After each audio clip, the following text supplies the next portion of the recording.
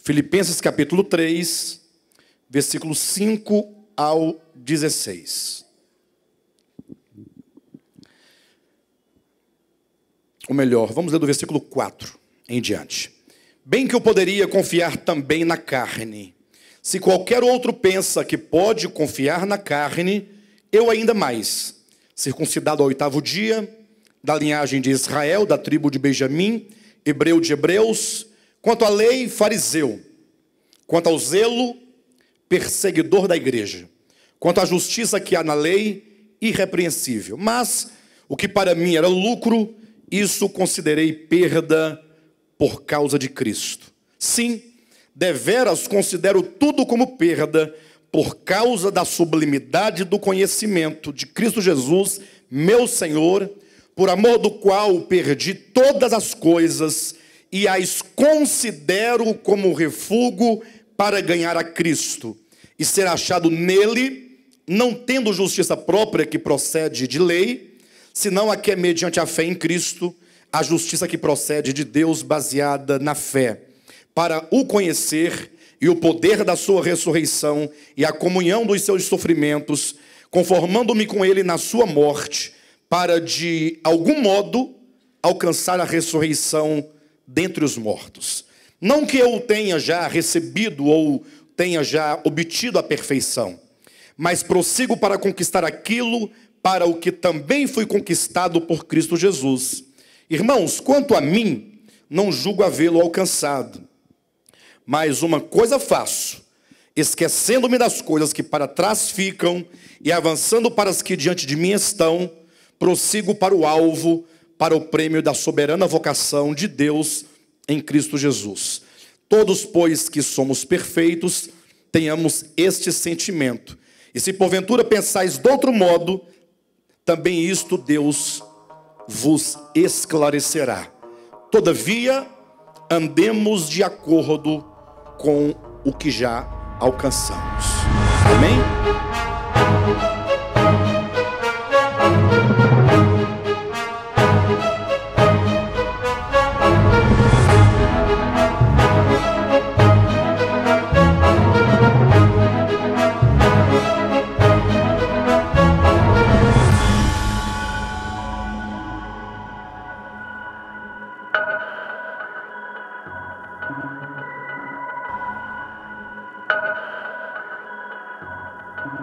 Queridos, quando Josué me ligou à tarde pedindo para eu preparar algo para trazer aos irmãos, eu confesso que fiquei pensando o que nós poderíamos falar aos irmãos, né? O que compartilhar? Qual a nossa necessidade espiritual enquanto igreja, enquanto ministério? Não sei se vocês sabem, mas há uma diferença muito grande entre igreja e ministério. Igreja são pessoas. Todas as pessoas a quem o Espírito Santo levou a Cristo por meio do Evangelho, todos que creram no Evangelho com o seu coração, esses são constituídos igreja no conjunto, no coletivo. Todos. A igreja de Cristo, portanto, ela não pode estar presa no tempo e no espaço. Vocês, eu, todos nós e todos os irmãos, os santos em todo o mundo, em todas as épocas, são a igreja de Cristo. Quando, entretanto, se fala de ministério, aí já ganha um significado um tanto diferente. Tanto é que nós não costumamos nos chamar ou nos intitular igreja de volta à palavra. Essa expressão não existe. Não sei se vocês já observaram, mas nós falamos ministério apostólico de volta à palavra, porque o ministério diz respeito ao propósito. Então, por exemplo, estar no ministério de volta à palavra é estar de acordo ou estar sendo ministrado a partir de um propósito ou de uma visão espiritual. Ministério é visão espiritual. Então, quando eu falo deste ministério, eu falo única e exclusivamente dessa maneira que temos de pensar as coisas. O nosso juízo sobre a verdade de Deus. Não é de hoje, desde a antiguidade, que os homens buscam conhecer a Deus ou conhecer as coisas referentes a Deus. E, portanto, não faltam religiões, e dentro da grande religião chamada cristianismo, não faltam as centenas e milhares de facções, de denominações, não é? De ministérios, e cada um com a sua visão, cada um com a sua percepção, cada um pregando aquilo que acredita, ou pelo menos, teoricamente, se deve pregar aquilo que acredita. Talvez haja aqueles que pregam que não acreditam, porque talvez tenham outros motivos, né? Mas não cabe a nós essa questão. Quanto a mim, Alexandre, eu sou uma pessoa extremamente honesta. A minha honestidade, acima de tudo, é para comigo mesmo. Porque às vezes é fácil você falar que você é honesto para com o outro, e honesto até mesmo para com Deus. É fácil falar, porque aí fica a sua palavra contra a palavra de ninguém, né? Eu sou honesto com vocês e ponto. Agora, quando você é honesto consigo mesmo, quando você não consegue se trair, quando você não consegue viver algo em que você não acredita, que não é real dentro de você, aí você então tem uma honestidade para consigo mesmo, e eu sou uma pessoa extremamente honesta para comigo mesmo. Ou seja, eu não prego nada absolutamente em que eu não creia. Eu só prego aquilo que eu creio. A minha história de vida cristã, eu já passei pela Igreja Assembleia de Deus, vocês sabem disso, já falei algumas vezes. Passei um bom tempo, e talvez o tempo que eu comecei de fato a me dedicar ao estudo das Escrituras, passei um tempo na Igreja Adventista do Sétimo Dia. Depois estive numa igreja que eles chamam de igreja local, né? Só isso que eles chamam. Eles não assumem nenhum nome para si. E estamos aqui neste ministério há 18 anos completos. Estamos na casa dos 19 anos. Em dezembro de 2018, nós vamos fazer 18 anos de ministério. E as razões porque eu não permaneci nos ministérios anteriores por onde eu passei, foi a minha honestidade para comigo mesmo. Porque por onde eu passei, sempre me destaquei, desculpe-me eu colocar nesses termos, mas assim, em questões de liderança, em questão do ensino, da palavra, talvez em razão da minha dedicação, porque eu não consigo estar num lugar sem compreender as estruturas de pensamento daquele ministério.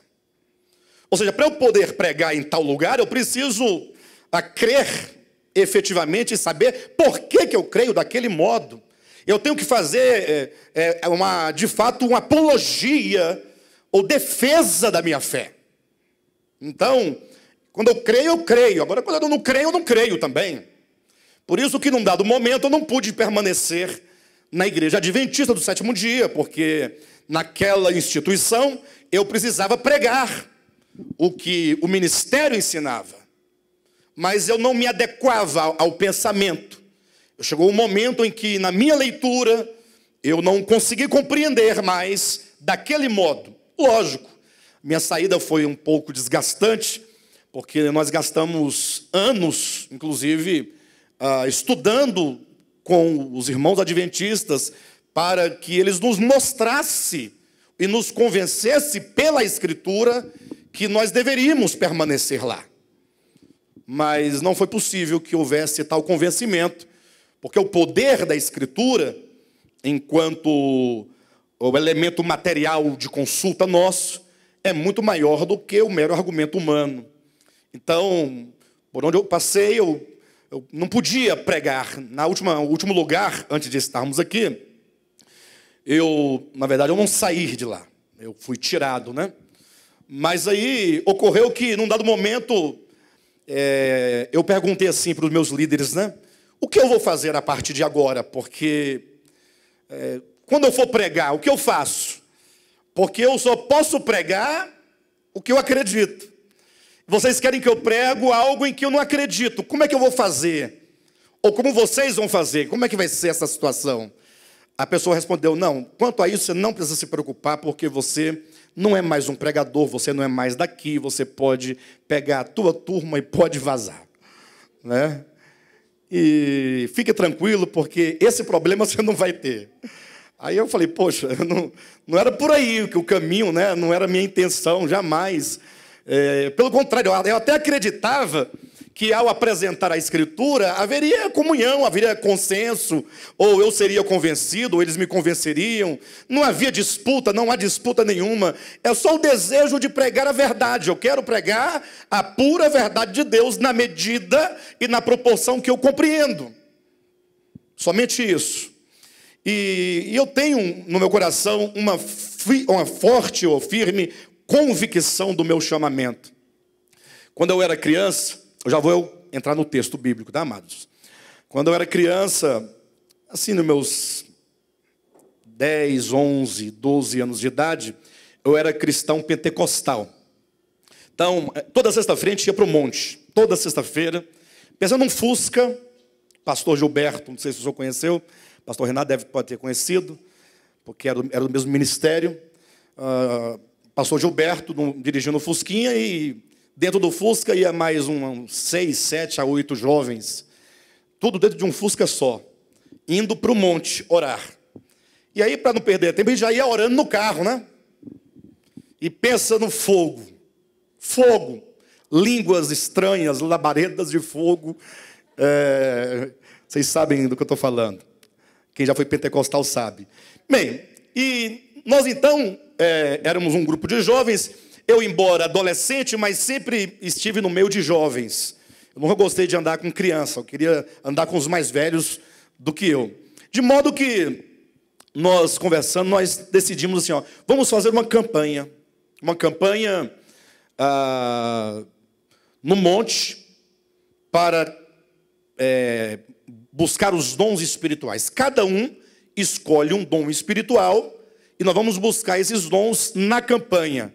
E aí nós decidimos ir todas as tardes, durante uma semana.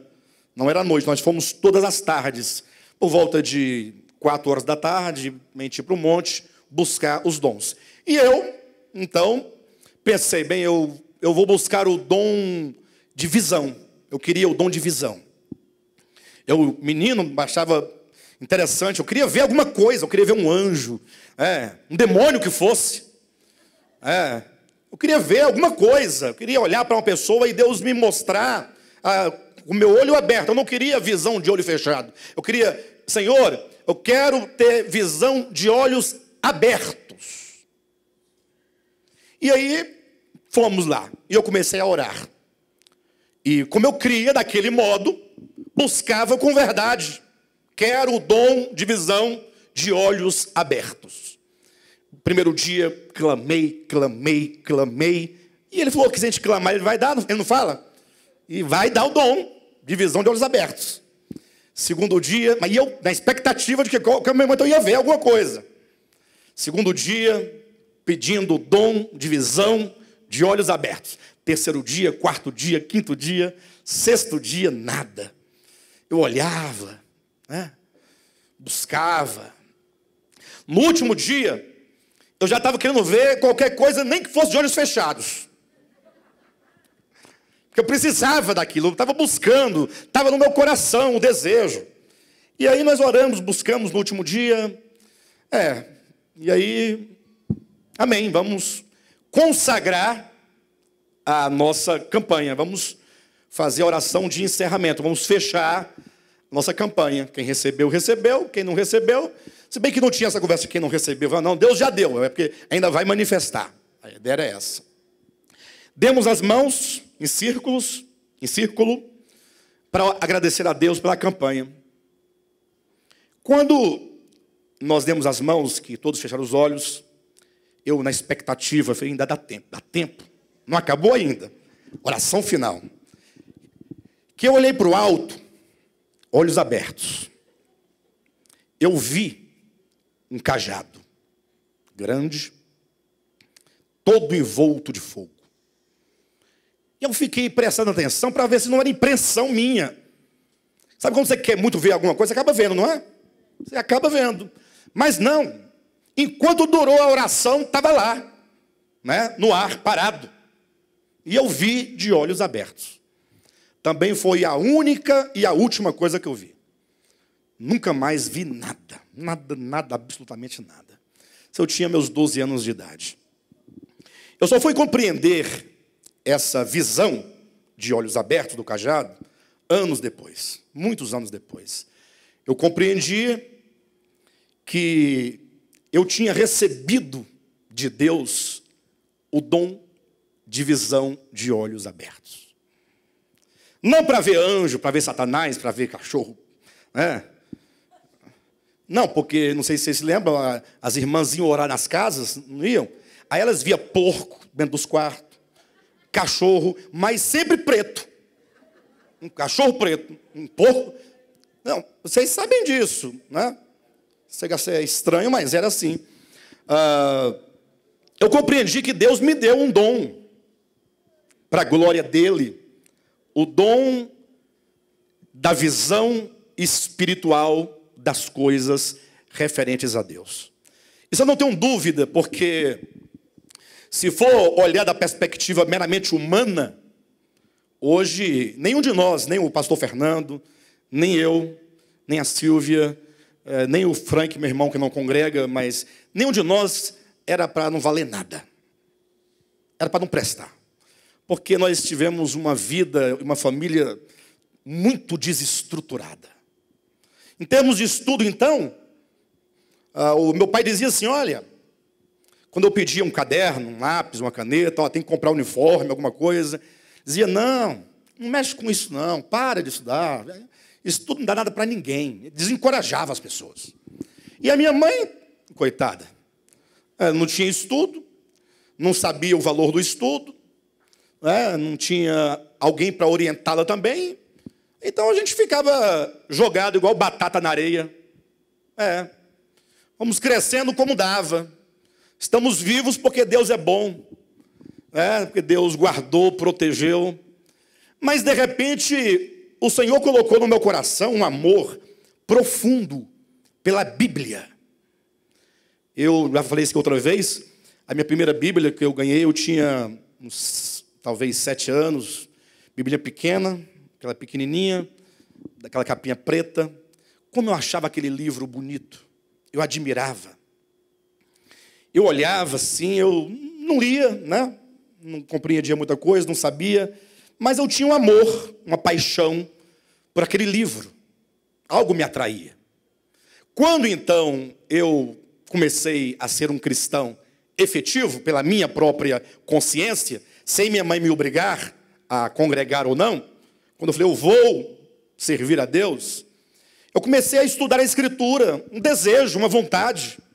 E olha que, para quem não tinha uma cultura de leitura, como era o meu caso, como gostar tanto, se não for o Espírito Santo chamando para ler, para olhar, para verificar. E eu não me conformava em ouvir pregações nem estudo bíblico. Eu tinha que ler os livros, e tinha que investigar, e eu tinha que anotar. Eu tinha que fazer estudos. E toda a minha experiência, portanto, por onde eu passei, desde os meus 17 anos de idade para frente, foi dedicado aos estudos da Escritura. E nunca me convenci de que eu agora cheguei no estágio em que não precisa mais saber nada, porque já sei tudo. É lógico que quando você pensa enquanto uma seita, a seita, ela acredita que ela é detentora da verdade. Toda seita. Uma das características, e para você identificar se este ou aquele grupo é ou não uma seita, é quando aquele grupo, eles entendem que eles têm a verdade, eles têm, e essa verdade está registrada na forma de doutrinas, de dogmas, e que tudo mais está errado. E daqui, então, a 500 anos, aquele ministério, aquela seita, vai estar com os mesmos dogmas ali. Não muda. Porque foi consagrado, é a verdade. Eu não sei se vocês observam essas coisas, mas olha para o cristianismo. A Assembleia de Deus, por exemplo, ela não é a mesma de há 20 anos atrás. Não é nenhuma crítica. Na verdade, é até um elogio. Falar que já houve evolução no entendimento das pessoas. Ou seja, as pessoas vão se dando conta que aquilo não é bem daquele modo, daquele jeito. E quando você se dá conta de que aquilo pode não ser daquele modo, você tem que ter uma profunda responsabilidade de estudar por si mesmo. E não ficar apenas confiando no pregador. Não, porque o pastor Alexandre é um homem de Deus.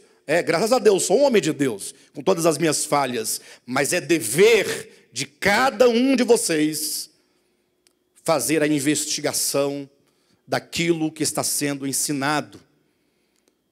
De modo então que quando a pessoa se depara com a possibilidade de mudança, há de se desenvolver, há de se aplicar a sua responsabilidade nos estudos. E aí, uma vez verificada o erro, o equívoco do pensamento, deve-se imediatamente corrigir o equívoco. E eu não acredito que equívocos, sobretudo doutrinários, se resolva no silêncio. Ou seja, você vai deixando as coisas passarem, vai mudando, não diz nada para ninguém, o pessoal sabe e tal. Não. Se resolve assim, pessoal, olha, nós ensinávamos dessa maneira, vimos que há um equívoco aqui. E, portanto, nós vamos agora verificar como seria. Aí, vamos verificar. As pessoas têm que ter ciência de que as mudanças, elas não somente ocorrem, como são necessárias que ocorram. O texto que nós lemos aqui, de Filipenses, é um texto que trata exatamente de uma mudança profunda na vida de um homem chamado Saulo de Tarso. Agora, Saulo de Tarso era um cosmopolita. O que é um cosmopolita?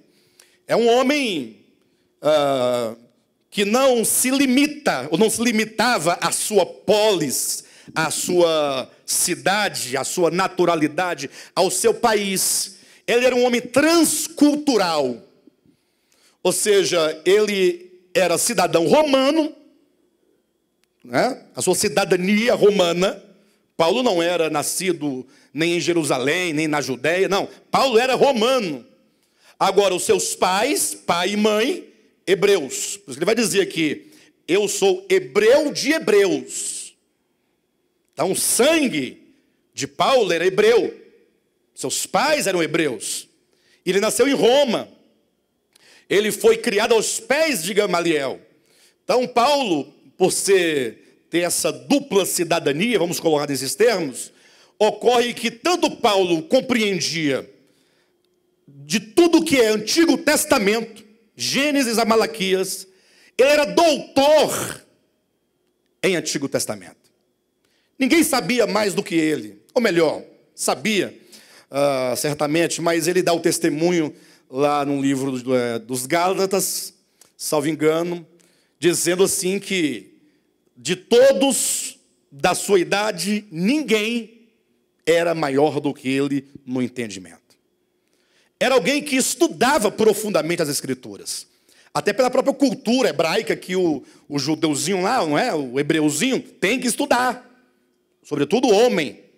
Então, Paulo foi criado aos pés de Gamaliel, estudou numa das maiores e melhores escolas dos hebreus, sabia tudo da história dos hebreus, sabia tudo da Torá, da lei, dos profetas, dos salmos. Ele era um homem dado, não somente aos estudos, mas à liderança. Ele dá o testemunho dizendo que ele era, não somente, que ele era, como diz, que ele era fariseu. Quanto à lei, fariseu. Então ele fazia parte de uma linha muito rigorosa dentro do judaísmo. Mas também Paulo era um homem do direito, porque ele era romano. Era um homem da literatura, porque ele era romano. Era um homem da filosofia, porque ele era romano. Tanto é que se você ler o capítulo 17 de Atos dos Apóstolos, você vai ver Paulo no meio dos gregos, ensinando os gregos e citando os poetas gregos. Então, meus irmãos, quando Deus separou Paulo antes de ele nascer, para estruturar o pensamento teológico do Evangelho, Deus escolheu a dedo, ele procurou a quem eu vou colocar. Por que não Pedro? Afinal, Pedro foi um dos primeiros, né? Por que não João? O próprio Pedro, referindo-se a Paulo, fala, olha, Paulo fala coisas profundas, que muitos não entendem o que ele está dizendo. E o próprio Paulo dá testemunho de si mesmo, dizendo assim, olha, eu fui arrebatado ao terceiro céu, e eu ouvi coisas inefáveis, que ao homem não é lícito referir. Em outras palavras, a revelação de Deus, seria até mesmo, ela não se esgota aqui. Ele próprio está dizendo, olha, eu ouvi coisas e vi coisas que não serão escritas. O que nós temos aqui é o necessário, é o suficiente. Mas Paulo ele recebeu de Deus uma visão espiritual acerca de coisas profundas. A razão por que Deus colocou nele um espinho na carne. Mas, voltando aqui para o ponto inicial, pensa num homem que cresceu dentro do judaísmo, e olha que não é uma igreja evangélica, não. A igreja evangélica nasceu ontem, né? Nasce hoje, qualquer pessoa vai lá, começa uma congregação, a pessoa se converte lá dentro, tal, e fica cantando com a mão para cima, tal, tudo menos o estudo da palavra. Agora, o judaísmo não. O judaísmo, se bem que o judaísmo foi o produto final de toda a apostasia de Israel. O povo de Israel, vocês sabem que viveu uma vida de apostasia. Quando você lê o livro das Crônicas e dos Reis, você vai ver que muito mais se vivia em apostasia do que na verdade. Embora eles tivessem a lei e os profetas. Mas veja que, depois que passou o período do exílio, que o povo hebreu volta para Jerusalém, começa a se instaurar agora uma religião que não havia antes, chamada judaísmo. E Saulo, portanto, está dentro dessa religião não como um ouvinte. Ele está totalmente entranhado no pensamento teológico, filosófico do judaísmo. E aí ele começa a dizer, aqui no capítulo 3 de Filipenses, acerca da necessidade que nós temos de prosseguir, de avançar. Avançar em direção ao alvo. Vocês lerem o versículo 12 e o versículo 13 e o 14. Olha quantos verbos de movimento nós temos aí, ó. Não que eu o tenha já recebido ou já tenha obtido a perfeição, mas prossigo. Tem na sua Bíblia, prossigo? A minha pergunta é, você está prosseguindo ou você está estagnado? Essa é a grande questão. Versículo 13, ele diz, não julgo havê-lo alcançado, mas uma coisa faço, esquecendo-me das coisas para trás ficam, e avançando. Olha a palavra de novo, é avançar. Você está estagnado ou você está avançando? Agora a pergunta é, pastor, o que significa esse avançar aqui? Esse avançar e esse prosseguir, dentro do capítulo 3, ele possui dois significados muito importantes. O primeiro, de ordem teórica. O segundo, de ordem experiencial. Isso porque aquilo que você concebe no seu entendimento, primeiro tem que conceber no entendimento. As coisas de Deus não são coisas que caem do céu. Ah, estou vendo um anjo voando, anjo distribuindo chave, e ninguém vê chave nenhuma, mas diz que está distribuindo. Anjo com bandeja na mão, com rolo na mão. Nada disso, as coisas de Deus são concretas. Ela passa pelo seu entendimento, pela sua razão, pela sua compreensão. Somente depois é que agora esse entendimento pode se tornar ação, que é a experiência. Como é que eu posso ver dentro do texto essas duas coisas? Paulo falando acerca dos maus obreiros, versículo 2, do capítulo 3, da falsa circuncisão, aqui, os cães, aqui ele chama, ele quer dizer daqueles líderes judeus que não admitiam o evangelho de Jesus Cristo.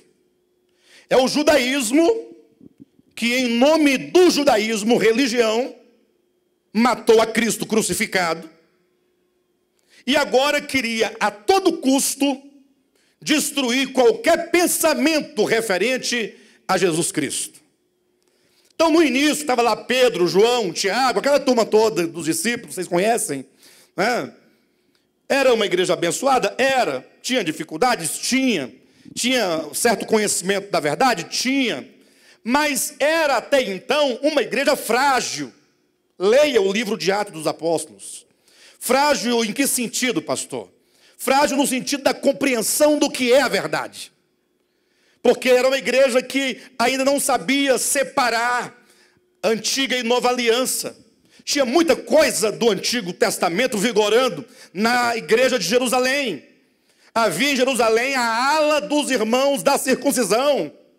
Eram os fiéis da circuncisão. Eram os judeus, fariseus, que se converteram a Cristo, mas ficava lá dentro, olha, estou de olho, hein? Cuidado, não pode tirar a lei de Moisés. Olha, o sábado tem que ser guardado. Seu filho já foi circuncidado. Estava ali vigiando, espreitando. E Pedro, Tiago e João se submetendo a este grupo de pessoas em Jerusalém. Então, era preciso que alguém se levantasse e falasse, pessoal, está tudo errado. Espera aí. Vamos discernir a verdade de Deus segundo o Evangelho de Jesus Cristo. Não segundo Moisés, mas segundo Cristo. Por isso que Deus levantou Paulo. No caso, ele vai dizendo sobre essas pessoas, ele fala assim, olha, essas pessoas, elas se orgulham, elas confiam na carne. Versículo 2, leia comigo, e 3. Acautelai-vos dos cães, dos maus obreiros, da falsa circuncisão, porque nós é que somos a circuncisão, nós que adoramos a Deus no Espírito e nos gloriamos em Cristo e não confiamos na carne. O que ele quer dizer com carne aqui? O que ele quer dizer? Não confiamos na carne. Ele quer dizer, nós não confiamos naquilo que nós somos em nós mesmos, em termos de cultura, em termos de religião, em termos de teologia, em termos de conhecimento. Nós confiamos no Evangelho de Jesus Cristo. Então essas pessoas, elas confiam, elas se gloriam, porque são circuncidadas, porque guardam o sábado, porque dão o dízimo, porque cumprem a lei de Moisés, porque fazem isso, fazem aquilo outro. Aí ele diz, bem, se fosse para se orgulhar, trabalhando na hipótese, né? Se alguém pensa que pode ou deve se gloriar, eu diria que se nós formos conversar nesses termos, ele diz, eu muito mais do que todos eles. Ele não está se gloriando, ele está dizendo que se o problema é capacidade, se o problema é conhecimento, se o problema é sangue de hebreu, é circuncisão, então vamos lá. Aí ele começa a elencar tudo o que ele era. Ele vai dizendo, circuncidado ao 8º dia. Ele não diz circuncidado. Vou dizer, né? Eu fui circuncidado. Não basta dizer? Não, ao 8º dia quer dizer rigorosamente segundo a lei. Tem que ser no 8º, não é no 7º, não é no 6º, não é no 5º, não é no 10º, é no 8º, olha o rigor. Circuncidado ao 8º dia, da linhagem, de Israel, ou melhor, ler-se, da linhagem de Jacó, Abraão, Isaac e Jacó. Jacó é Israel, não é isso mesmo? Não foi mudado o nome de Jacó para Israel? Sim ou não? E por que ele diz da linhagem de Israel? Ora, porque ele poderia ser da linhagem do outro filho de Abraão. Né? Ou poderia? Abraão não teve Ismael também? Aí depois, não, eu sou filho de Abraão. Mas eu sou filho de Abraão, mas eu sou da linhagem correta. Da linhagem da promessa. Da linhagem eleita. Abraão, Isaac, Jacó, que é Israel. Eu venho da oliveira verdadeira. Em termos de Romanos capítulo 11. Eu estou vindo do lugar certo. Aí ele vai dizendo, das 12 tribos, eu sou filho da tribo mais amada, Benjamim. Quem conhece a história de José sabe do que eu estou falando. Era o filho caçula. Vocês sabem que o filho caçula tem esse detalhe, né? É um detalhe, né? Não é um detalhe? Mas pensa numa situação. Eu sou da linhagem de Israel, da tribo de Benjamim. Não sou de outra tribo. Ele vai dizendo, hebreu, ninguém pode falar que eu não sou hebreu, eu sou hebreu. De hebreus, é pai e mãe hebreus, os dois. Poderia ser o caso de ser filho de uma hebreia com um qualquer outro, ou de um hebreu com uma outra que não fosse hebreia. Não, hebreu de hebreus. Ele vai dizendo, e quanto à lei que vocês defendem tanto? Nunca fui saduceu. Vocês desculpem eu colocar essa brincadeira, mas assim, se fosse para colocar nos termos bem práticos, só assim, você é o quê? Assembleia de Deus Madureira. Madureira. Quer dizer, né? Se bem que tem outros também que se orgulham, né? A minha é de Belém. Belém a primeira, né? Não tem essa história? Enfim, mas cada um se orgulha em alguma coisa. Mas está aqui. E quanto ao zelo, eu não era um judeu frouxo, não. Não. Eu tinha um zelo. E o zelo que ele tinha, por aquilo que ele acreditava, era tão grande, que ele se tornou, se autodeclarou, se autopromoveu perseguidor da igreja. Ele foi aos líderes maiores do judaísmo e disse, olha, sou aqui como voluntário. Para quê? Eu quero que vocês me deem cartas de autorização, porque eu vou, pessoalmente, entrar de cidade em cidade, e onde tiver alguém invocando o nome desse nazareno, eu vou açoitá-lo, eu vou prendê-lo e trarei para vocês julgarem. Inclusive, quando Estevão morreu, apedrejado, morreu com o voto, o consentimento, o aval, a assinatura de Saulo de Tarso. Eu imagino a alegria de Saulo quando todo mundo falou assim aí, alguém tem que dar a ordem para apedrejar Estevão, não pode apedrejar assim. Apedrejar pode, só não pode ser sem autorização. Quer dizer, o problema não é apedrejar, o problema é só a autorização. Os homens invertem as coisas, né? E aí, procuraram ali alguém, tal, todo mundo, tal. Olharam para Saulo, e Saulo fez só um sinal de cabeça. E a primeira pedra foi atirada, e a segunda e a terceira, Estevão morreu. Quanto ao zelo, ele disse, eu fui perseguidor da igreja. Ele queria encontrar um crente. A pessoa dedicar o seu tempo, a sua vida, a sua história, para ir atrás de alguém, nem incumbido ele estava, ele se incumbiu, ele pediu, dê-me autorização, que eu vou atrás, olha o zelo. Será que existe algum Saulo hoje em dia? Está difícil, não está? Pessoa empenhada. Na verdade, Saulo, ele pensava o seguinte, olha, eu vou defender o meu Deus, vou defender o Deus de Moisés, nem que seja matando as pessoas, ou prendendo, e dando o voto para matar. E ele então saiu nessa caminhada. Ele está demonstrando o que ele era. Ó. E quanto à justiça que há na lei, ele diz, quem pode me acusar de qualquer coisa segundo a lei de Moisés?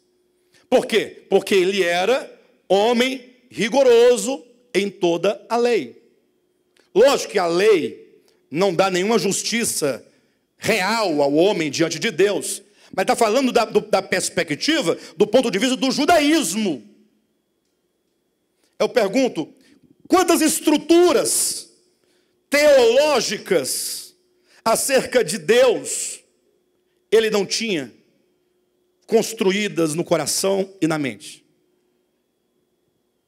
Não era Maria vai com as outras. Não. Não é esses que ficam mudando de ministério, né? Ora é uma coisa, ora é outra coisa. Não. Ele sabia exatamente o que ele queria. Ele era um advogado de Deus. Um defensor de Deus. Lutava por uma causa. Vocês sabem da história. Um dia, a caminho de Damasco, simplesmente ele se deparou com algo maior do que ele próprio, maior do que o seu entendimento, maior do que a sua teologia, maior do que o judaísmo, maior do que Moisés, maior do que os profetas, maior do que tudo. Uma luz mais irradiante que o sol do meio-dia. E quando ele se apercebeu, ele estava já cego e com a cara prostrada no pó, totalmente caído. E olha que o texto registra a história, mas a história diz muito mais do que mera história. Porque para Saulo estar prostrado, com o rosto no chão, diante da luz, e portanto a luz implica o quê? O contrário, trevas. E dizendo, o que queres que eu te faça, Senhor? Isso implica que todas as suas estruturas de pensamento filosófico, teológico, judaizante, da lei, de Moisés, dos profetas, tudo ruiu. E esse momento em que ruiu, é o que ele diz aqui, versículo 7. Mas o que para mim era lucro. Eu não sei o que vocês pensam acerca disso. Eu não sei o que vocês sentem ao ler esse texto. Mas olha o que ele está dizendo. Pessoal, puxa vida, em nome de Jesus.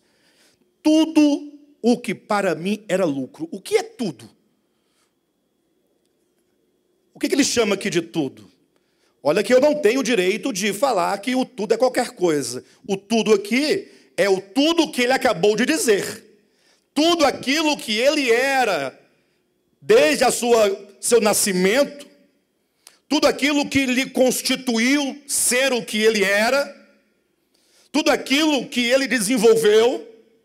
Ou seja, está dizendo assim, gente, se alguém quisesse se gloriar na carne, eu muito mais, porque eu era o cara do judaísmo. Mas tem um problema, quando a luz brilha, tudo aquilo é muita coisa. É muita coisa. Saulo, que vergonha, Saulo. Você é um homem, né, da sua estirpe, do seu calibre, do seu pedigree, caído, perguntando à luz, o que queres que eu te faça? Você vai abandonar tudo? Você vai dizer que o judaísmo está errado? Este é o momento em que Paulo faz a primeira das suas transições. É quando ele, diante da luz, ele não sabia até então muita coisa, mas de uma coisa ele tinha certeza. Nunca havia me deparado com o Deus a quem eu sirvo. Porque para um judeu falar o que queres que eu te faça, Curios, ou Senhor, título atribuído ao Eterno, o Adonai, ele está diante do Deus a quem ele serve, porém que ele não conhecia. Mas ele sabe que se esse Deus apareceu para ele e o lançou por terra para demonstrar a suprema verdade que o judaísmo não podia aceitar. Aquele Nazareno que vocês mataram, crucificado, ele é o Messias prometido. E a prova de que ele é o Messias, dentre outras, né? Porque os milagres foram provas da sua messianidade. Uma grande prova foi o que o próprio Cristo disse: olha, vocês querem uma prova? Nenhuma prova eu vou dar para vocês. Agora, uma eu vou dar, exceto uma. Assim como Jonas esteve 3 dias e 3 noites no coração da terra, e depois de 3 dias e 3 noites, lá nos portões do abismo, ele foi vomitado de volta à vida. Foi ou não foi? Essa é a prova. O Filho do Homem vai morrer. Mas se ele morrer, como morrem todos os mortais, essa é a prova de que eu não sou o Messias. Agora, se eu voltar dentre os mortos, se eu chegar diante daqueles portões que, segundo Dante, né, eu estou aqui incluindo, dizia que havia no umbral do Hades: deixai aqui toda a vossa esperança, vós que entrais.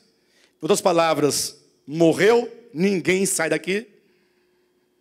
Mas se eu sair, se eu romper os grilhões da morte, se eu voltar à vida, em ressurreição, esta é a prova.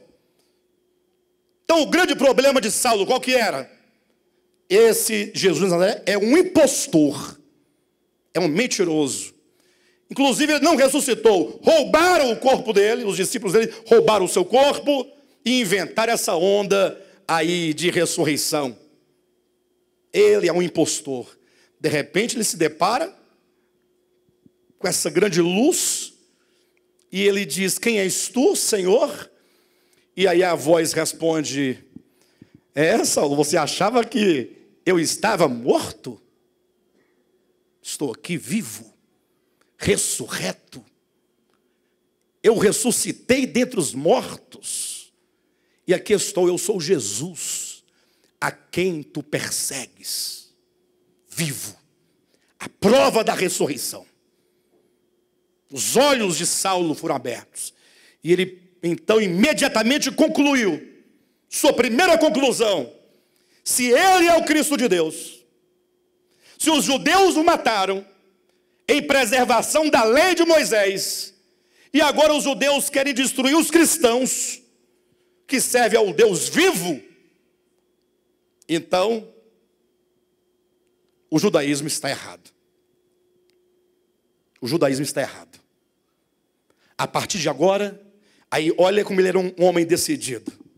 A partir de agora, tudo o que eu sou, o que eu herdei, o que eu construir, enquanto religião, fé, tudo eu considero perda.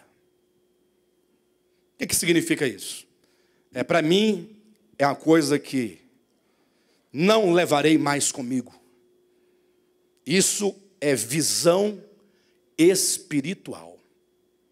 Por isso que no capítulo 26 de Atos, Paulo vai dizer ao rei Agripa: pelo que, ó rei Agripa, eu não fui desobediente à visão celestial. Trazendo o ponto inicial, eu falava sobre o meu testemunho, ou uma parte dele, algo do meu chamamento. Eu quero, desejo e vou fazer todo o esforço para todos os dias, quando eu me levantar, eu responder como Paulo: não serei desobediente à visão espiritual. E que você diga o mesmo. Se é que você tem visão, se não tem, tem que adquirir. Agora, tem a visão espiritual, por que não dizer: eu serei obediente à visão?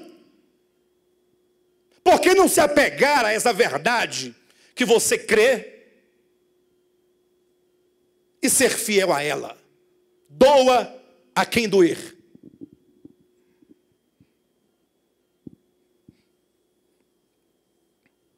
Nós, nesse processo de mudança, perdemos alguns irmãos. Lógico que nem todos os que saíram pelo mesmo motivo. Mas alguns, com quem eu conversei, inclusive, confessaram declaradamente que não vai acompanhar a mudança de doutrina. Ou seja, eu tenho meu pensamento, minha compreensão e ponto final. Aí é preciso que a luz resplandeça. Tem que resplandecer. Eu sei que são inúmeras indagações quando se fala de mudança de doutrina. Mas aí vai mais um pedacinho para vocês da minha experiência, se ela servir para alguém. Eu cheguei no momento da minha experiência cristã. Aqui tem irmãos que me conhecem aqui a vida toda. Tem outros que conhecem desde o início do ministério. Outros conhecem desde a adventista. Sabem quem eu sou.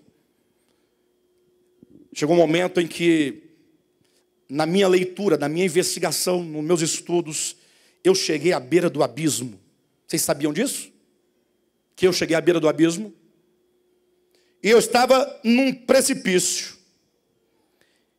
em que os meus pés estavam mais para lá do que para cá. Ou seja, já era impossível reverter.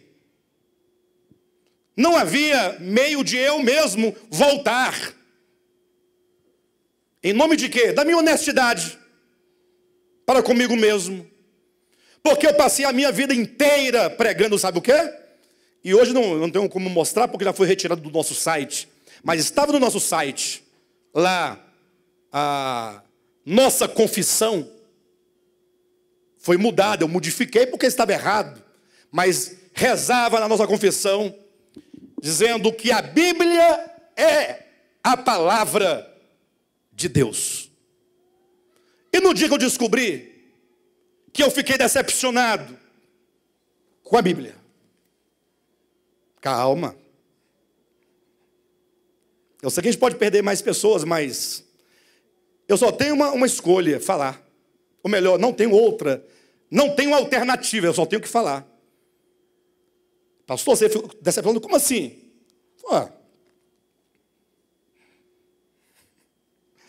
No dia em que eu lendo, eu começo a me deparar com uma série de problemas que não deveria ter, uma vez que se diz que a Bíblia é a palavra de Deus. Eu não sei se vocês sabem, mas é porque por detrás dessas sentenças todas que o pessoal repete sem saber o que está dizendo, mas existe um fundamento reformado chamado a inerrância das Escrituras. Sabe o que significa inerrância?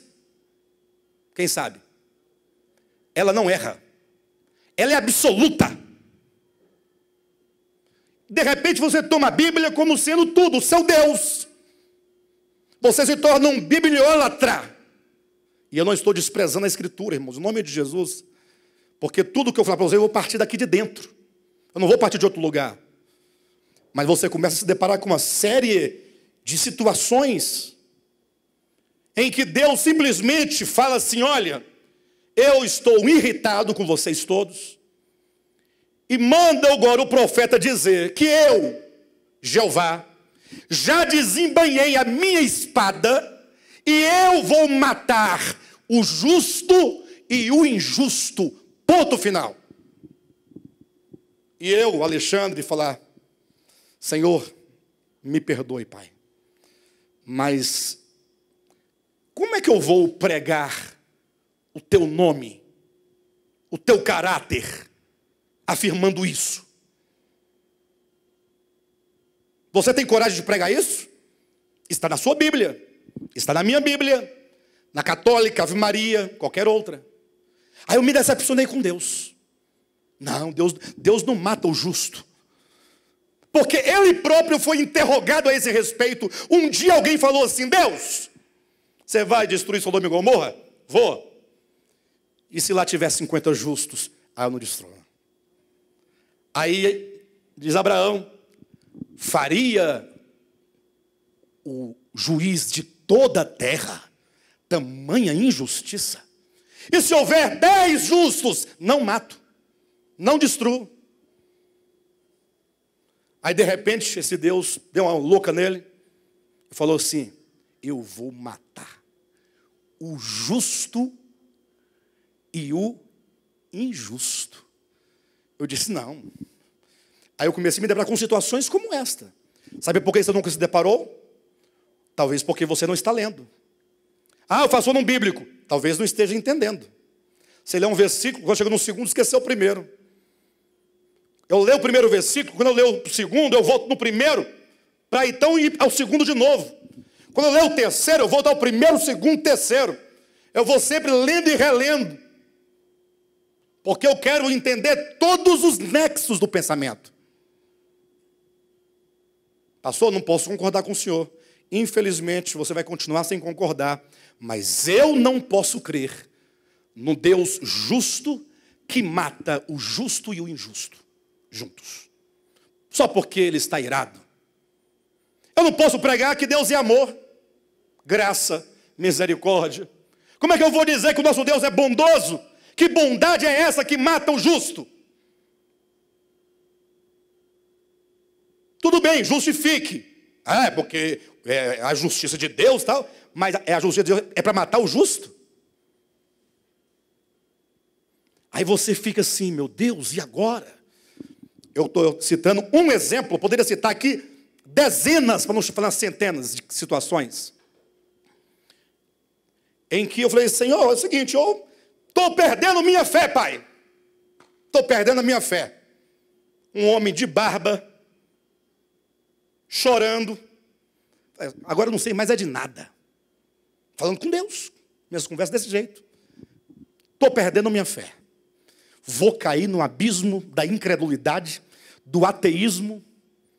E vou me tornar, pelo que eu me conheço, um perseguidor da verdade.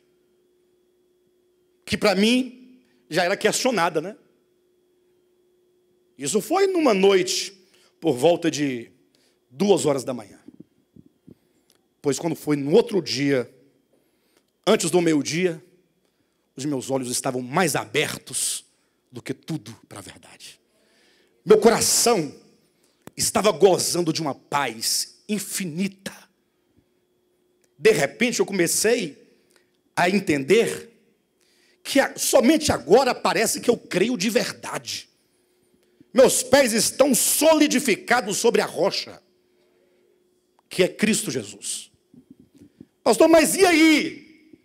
E aí que a Escritura continua sendo a Escritura. E aí que vai permanecer o que Cristo disse para os judeus. Olhem para mim. Jesus falou para os judeus, olhem para mim. Eles olharam. O que foi?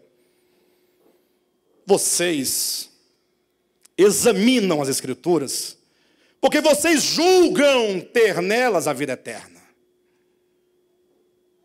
O que vocês não sabem é que elas são um testemunho de mim. Aí eu quero perguntar para esta igreja.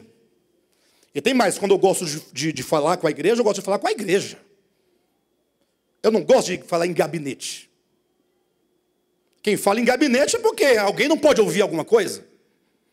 E o que é que eu creio que vocês não podem ouvir? Vocês acreditam que as Escrituras, e quando ele fala Escritura, ele está falando da Torá, a lei, os profetas e salmos, porque não tinha Mateus, Marcos, não existia. Quando Jesus falou isso, não tinha ainda. Ele não tinha nem morrido, não é mesmo?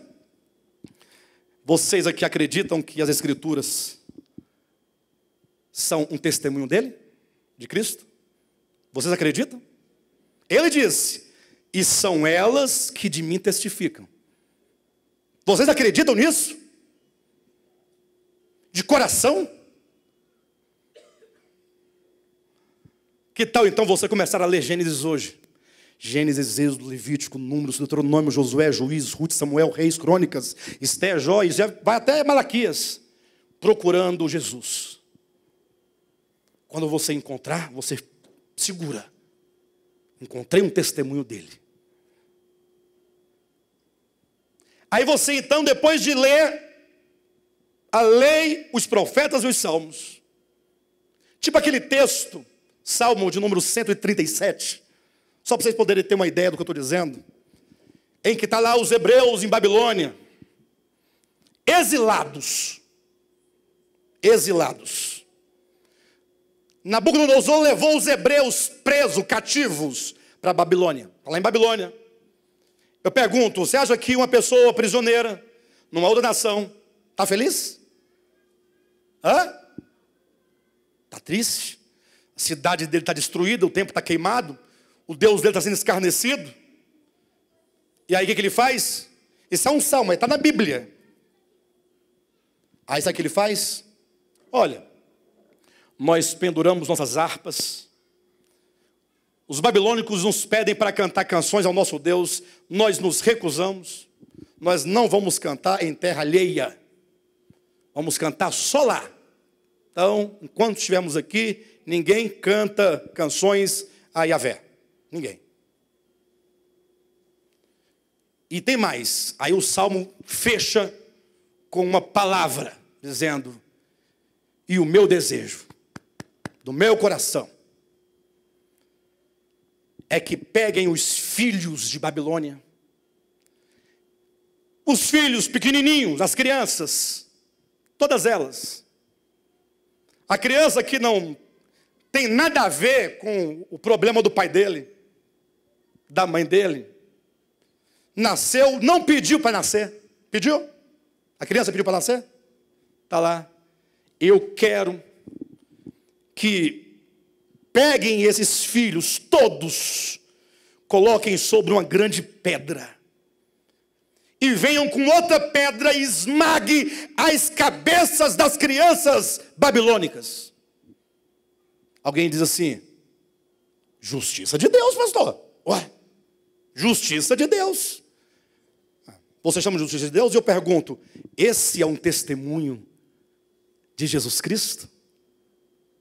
Responda. Qual que é o testemunho de Jesus Cristo? Deixai vir a mim as criancinhas. Vocês sabiam que as criancinhas, delas ou a elas, é o reino de Deus? Jesus não mata a criancinha. O Pai Eterno não mata a criancinha.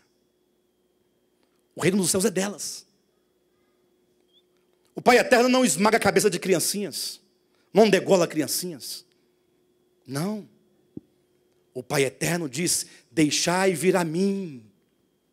Delas é o reino. As Escrituras são um testemunho dele. Então, eu tenho que conceber, eu preciso que o Antigo Testamento, ele traz o testemunho de Jesus. Mas ele traz também a história de um povo, com a visão que esse povo tinha acerca de Deus. Então, se a visão do povo estava equivocada, a história desse povo está cheia de erros. A história não é Deus, nem a palavra de Deus. Porque a Bíblia não é a palavra de Deus. Ela contém a palavra de Deus.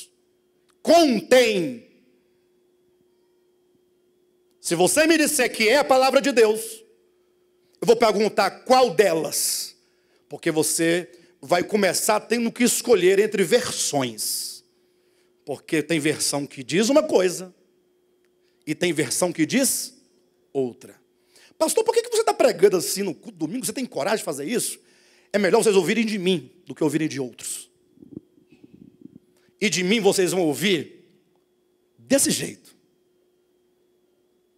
A Escritura traz o povo hebreu escolhido, foi trazido como nação, como um suporte, para que o Messias viesse por intermédio dele, e portanto traz também o testemunho do Messias. Agora, as atrocidades que foram cometidas em nome de Deus, querem um outro exemplo?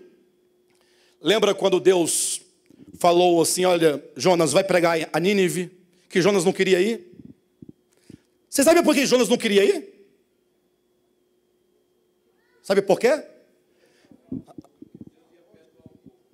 Não. Jonas não queria ir por um motivo muito simples. Porque Nínive era a inimiga número 1 de Israel.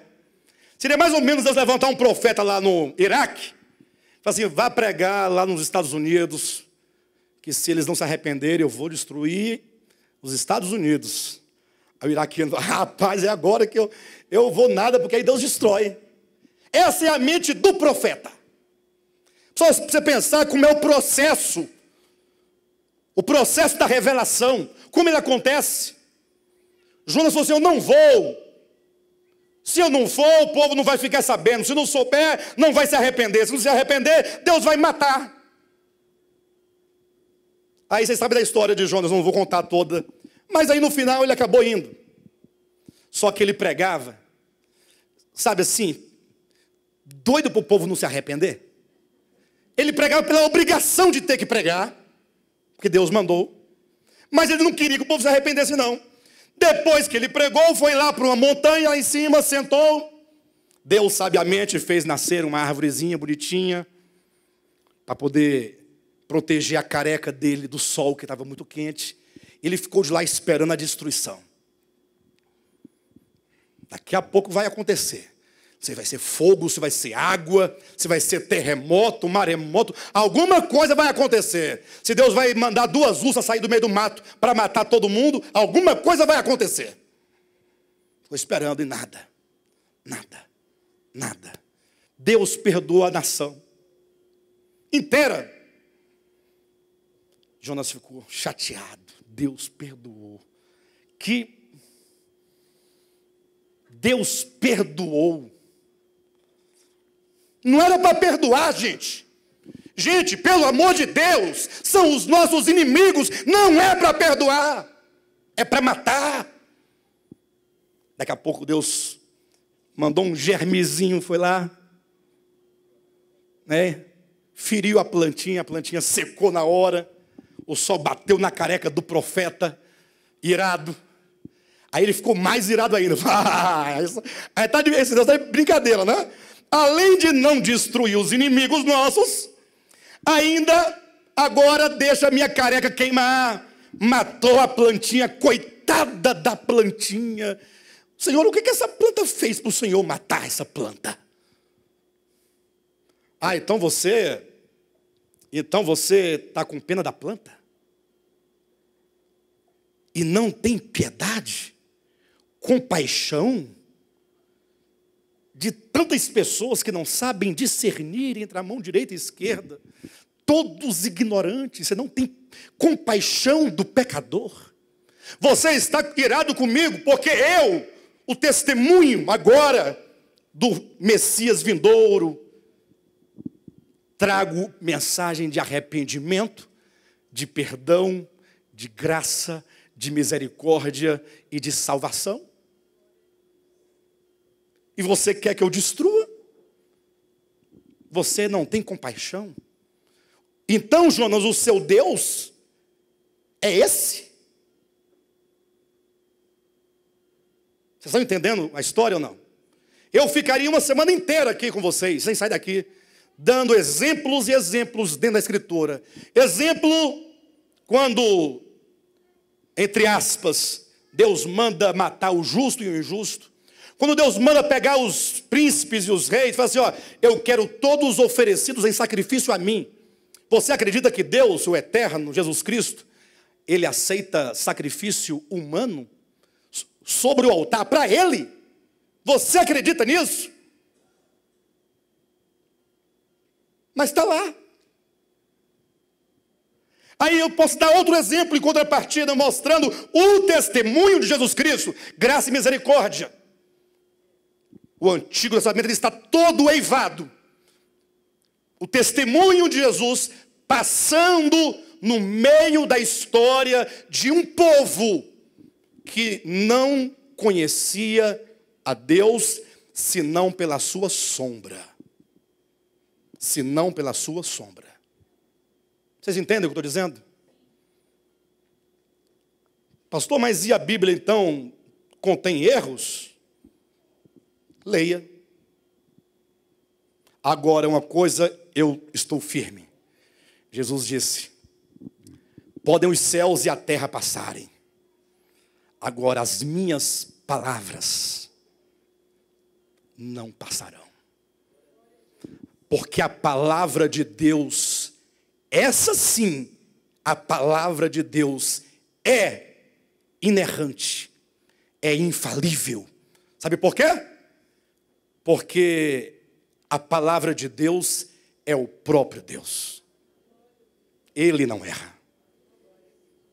Agora, os homens conceberam Deus na história de diversas maneiras.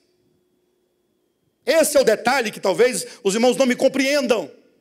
Porque, infelizmente, a partir de um erro, um único erro, e o principal deles, quando você lá no passado acreditou que a Bíblia é a palavra de Deus, aí você falou assim, então, se é, ela não pode conter erros. Porque ela é a palavra. Deus erra. Se a Bíblia é, então não pode. Aí você se apoiou nisso. Aí tudo que você lê aqui, você confere a Deus. Aí você está pregando um Deus mau, um Deus perverso, um Deus ingrato, um Deus injusto, que não é o nosso Pai Celestial. Não é. Não é o Pai do nosso Senhor Jesus Cristo, a quem o Filho veio revelar. Não é. Mas você está pregando porque você está dizendo, está aqui escrito. É? Então tá bom. Se nós pudéssemos fazer uma experiência, dividiríamos em duas alas aqui. Elegeríamos um orador de cada lado. Eu daria um texto para cada um. Vocês iam sair nos tapas. Porque eu ia jogar um texto contra o outro. Vocês iam ficar desesperados. Meu Deus.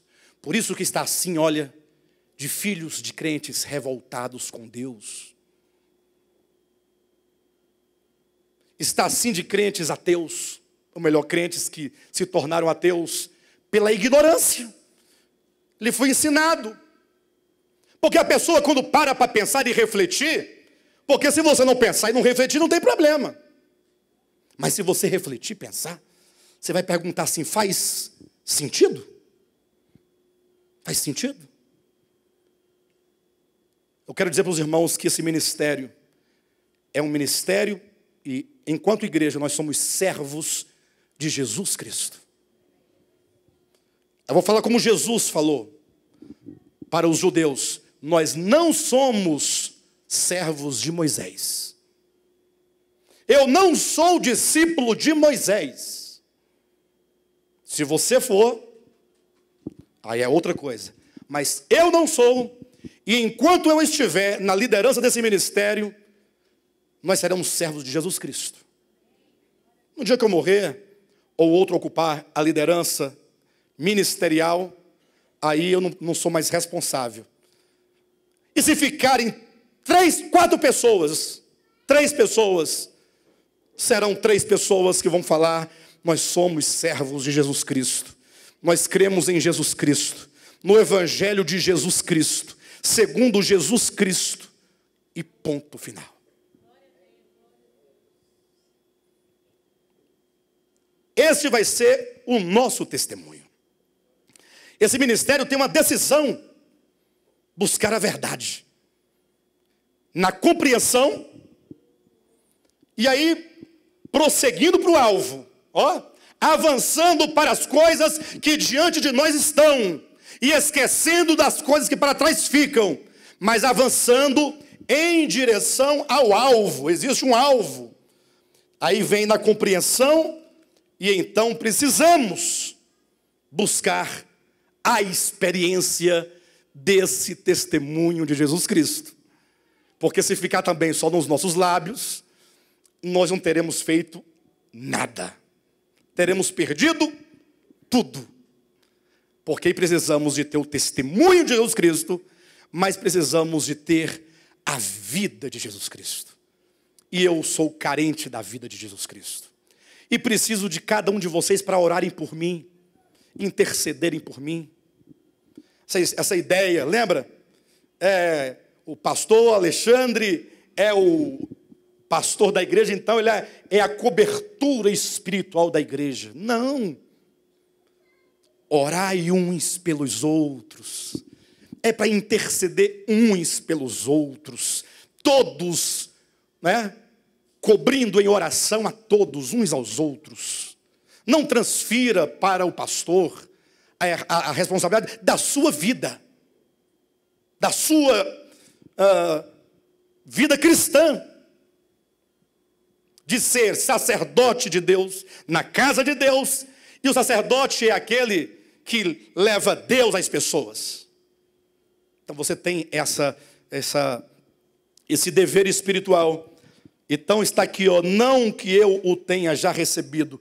Quando Saulo faz a transição, ele agora inverte os polos, e agora o judaísmo se torna o seu maior inimigo. Agora, como já diz, é uma frase já bastante saturada, mas bonita. O perseguido, ou melhor, o perseguidor passou a ser agora perseguido. Por quê? Porque ele colocou em xeque o quê? Toda a leitura equivocada que os judeus faziam da lei, dos profetas e dos salmos. Agora ele disse, não é por aí. Não é assim. Agora você tem que ler tudo a partir de Jesus. Toda a leitura do Antigo Testamento tem que ser feita a partir de Cristo. E eu quero aqui tomar das palavras de um nobre pastor, que são expressões dele, quando ele diz, qualquer coisa que não se enquadrar na pedra de esquina, que é Cristo, não é Deus. Cristo é a expressão exata do Pai.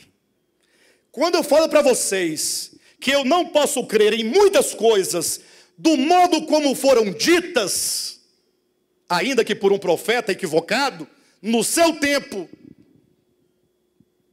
pela leitura que ele fazia, porque ele era um cara irritado, porque ele sofreu muito, porque ele foi para o exílio. Ele tem uma revolta, então agora ele coloca toda uma construção teológica, não é? De uma teocracia injusta sobre o mundo, porque ele tem ódio do mundo, porque ele tem ódio das nações. Agora o Deus que ele vai traduzir nas suas palavras também tem que ter. Então, se não bater com o Espírito de Jesus Cristo, não é a expressão do Pai. Ah, então de quem? De qualquer um, menos do Pai. Como ninguém jamais viu o Pai. Alguém já viu o Pai aqui? Eu nunca vi. E nem é capaz de ver. Eu só posso conhecê-lo olhando na face de Cristo. Não é assim que diz lá em 2 Coríntios capítulo 4, versículo 6, que Deus, o Pai, ele é revelado a nós na face do Filho? Como é que eu sei quem é o Pai? Como é que eu sei? Olhando na face de Jesus, ouvindo as palavras de Jesus. Nessa outra ocasião, estava lá Pedro e João, vieram irritadíssimos. Eles estavam irritados. Sabe por quê? Porque eles foram a Samaria arrumar um lugarzinho para Jesus dormir, passar a noite. Chegaram lá, bateram numa porta, noutra, ninguém queria abrir a porta. Foi na prefeitura, ops, esse Jesus na nossa cidade não entra. Agora vem 2 discípulos de Jesus, irritados. Me responda uma coisa, tem lógica? Tem lógica, pessoal, não receberem Jesus, o Filho de Deus, o Messias de Deus? Tem lógica? O que a gente faz com quem não quer Jesus? O que a gente faz com quem tranca as portas para Jesus? O que a gente faz? Ué, o meu conhecimento é o Antigo Testamento, eles não tinham o Novo. Jesus estava ensinando as coisas ainda, estava tudo em transição. Eles vieram combinando, chega lá, vamos pedir Jesus para a gente fazer uma oração forte, para Deus derramar fogo naquela cidade e destruir tanto quanto ele fez com Sodoma e Gomorra. Combinado? Combinado. Jesus olha, infelizmente, não o que nós queremos, né? Mas infelizmente o Pai vai ter que derramar fogo de novo. Vai ter que matar ou vai destruir outra cidade com fogo. Não tem jeito. O senhor me desculpa, fizemos de todos os meios, mas não, eles não querem o seu lar. E nós já combinamos, tá tudo certinho. O que concordarem dois na terra, o céu vai concordar com a gente. Então nós vamos aqui fazer uma oração para Deus descer fogo do céu sobre aquela aldeia de samaritanos. Até porque são samaritanos, né, pessoal? Samaritano mata o samaritano. Aí Jesus, puxa, não é Moisés, pessoal. Jesus, vocês não sabem de que lado vocês estão. Vocês não sabem de que espírito vocês são. Que espírito é esse? Que porque o povo não quer me receber, vai pedir para Deus descer fogo e matar o pessoal? De que espírito vocês são? O meu pai não manda fogo. Leia. O meu pai envia salvação. E eu estou aqui para salvá-los. Não vai destruir a cidade. Meu pai não manda fogo para destruir cidades. Jesus estava arrumando um problema grave para a cabeça dele. E agora para a minha. Deus não deixou eu cair no abismo do ateísmo.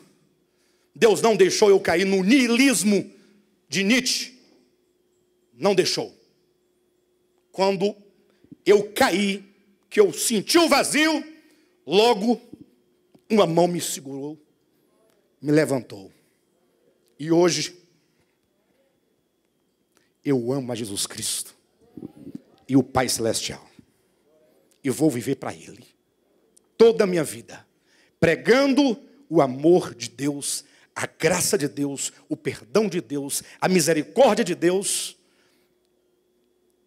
dentro do entendimento que Ele próprio me deu. Não é mérito meu. Foi Ele que me salvou em menos de 24 horas. Ele. A glória dele.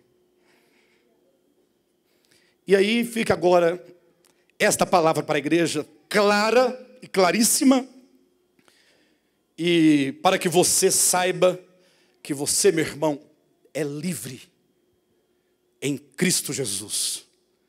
O Evangelho não nos permite expulsar, nem amaldiçoar, nem falar mal de ninguém. O Evangelho diz assim: olha, você está livre para permanecer conosco nesse ministério, ou para não permanecer. Eu não concordo com essa doutrina. Tudo bem, você vai encontrar uma com a qual você concorda. Mas este ministério ensina isso que vocês ouviram hoje. Lógico que vocês devem ter muitas dúvidas depois dessa palavra, porque muitos textos vêm, né? Mas se vocês derem a vocês mesmos a chance, ou derem a mim a chance de eu falar outra vez, pregar uma segunda vez, e continuar mostrando nas Escrituras, aí vocês não terão dúvida nenhuma. Agora, se ficar ríspido, chateado com o pastor Alexandre, e aí, infelizmente, eu não posso deixar de pregar aquilo que Deus me deu, visão de olhos abertos, não da minha cabeça, mas tudo extraído daqui de dentro, tudo, nada fora daqui, tudo aqui dentro. Eu vou continuar pregando. E você, se não permanecer, amém. Vamos falar como o apóstolo Paulo falou, dizendo: todos, pois, que somos perfeitos, eu não estou trazendo essa expressão para mim, apenas reproduzindo a ideia do apóstolo, tenhamos este sentimento. E se porventura pensais de outro modo, o Senhor vos esclarecerá. Amém, amados? Olha, amo a vocês todos de todo o meu coração. Tá bom? Eu falo assim com firmeza, mas é a firmeza necessária do falar. Tá bom? Em nome de Jesus Cristo.